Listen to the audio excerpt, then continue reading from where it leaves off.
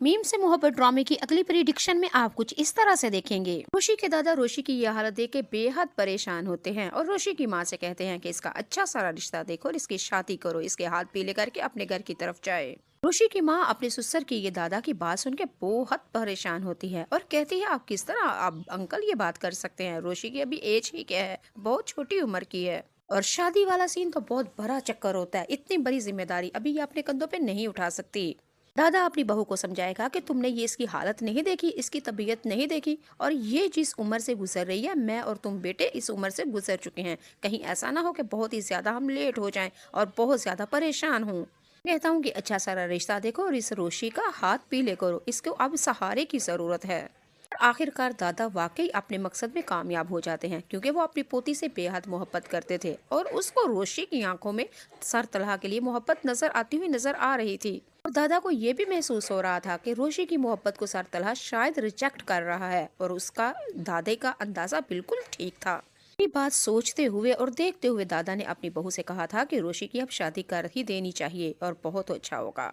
दादा बहू मान चुके हैं, अब रोशी क्या करेगी। नाज़रीन और सामीन, अगली एपिसोड की आप ये भी देखेंगे। सर तलहा घर में आते हैं और मुलाजम के हाथों मोहित खाना नहीं खा रहा होता। मुलाजम ने सर तलहा से आते ही कहा, मोहित साहब की तबीयत बेहद ज्यादा खराब है, बुखार भी हो रहा है, रात को भी खाना नहीं खाया, अब भी नहीं खाया और ना ही पढ़ रहे हैं और मेडिसिन तो खा ही नहीं रहे, अब क्या करें।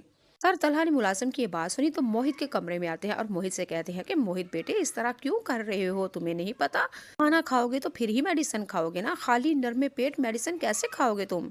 मोहित ने आगे से कहा, मुझे नहीं पता, मुझे नहीं पता, मुझे रोशी आपी के घर जाना है, मुझे रोशी आपी के घर लेके जाओ लो। जब इतना बेबस और चिड़चिड़ापन और जिद करते हुए देखा तलहा ने तो चीख के ऊंची आवाज से कहा, कौन रोशी, कहीं नहीं जाना तुमने, यहीं बैठो। रोशी रोशी रोशी रोशी ने तो तुम्हारा दिमाग खराब करके रख दिया है। सरा ऊंची आवाज से तलहा ने ये चीख मार के चीखने वाले अंदाज से मोहित को डांटा। मोहित ने तो पहली दफा अपने चच्चू का ये रवैया देखा था और डर के सहम के अपने दादा की टांगों के साथ चिपट गया। मोहित की जब ये बिखरी हुई हालत देखी तो दादा तो आपे से बाहर हो गए, यानी कि मोहित के बाप आबद साहब भी गुस्से में आ गए और उन्होंने खूब मोहित तलहा को सुनाई।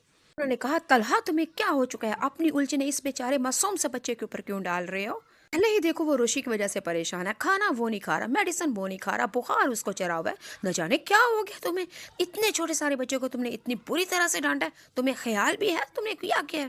तलहा अपनी हरकतों से खुद ही बड़ा शर्मिंदा हो चुका, क्योंकि सर तलहा को नहीं पता अब मैं करूं तो क्या करूं। खुशी के बगैर ऑफिस भी अधूरा है, घर भी अधूरा है, मोहित भी और अंकल आबिद साहब यानी कि तलहा के बाबा भी उसके बगैर अधूरे हैं। तलहा को ये समझ नहीं आ रही कि छोटी सी लड़की है बचपने वाली, लेकिन पूरे घर का निजाम खराब करके रख दिया उस लड़की ने।